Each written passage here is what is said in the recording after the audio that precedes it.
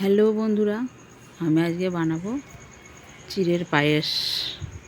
তো প্রথমে আমি ঘি দিয়ে তারপরে আমি কাজু কিশমিশটা একটু ভাজা ভাজা করে নেব।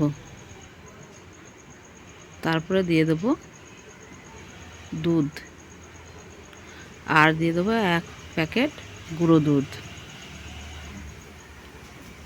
দুধটাকে ভালো করে আমি নেড়ে নেব আর দিয়ে দেবো 3-4টে মতো এলাচ। এবারে দুধটা ফুটে উঠলেই দিয়ে দেবো চিড়েটা আমি আগে ধুয়ে জল ঝরিয়ে রেখেছিলাম, সেটা দেখানো হয়নি। এবার ভালো করে নেড়ে চেড়ে দেওয়ার পরে দিয়ে দেবো পরিমাণ মতো চিনি। তো এইভাবে করে খেয়ে দেখবেন, যারা চিড়ে খেতে ভালোবাসেন না, এই চিড়ের পায়েসটা খেতে সত্যি খুবই ভালো লাগবে।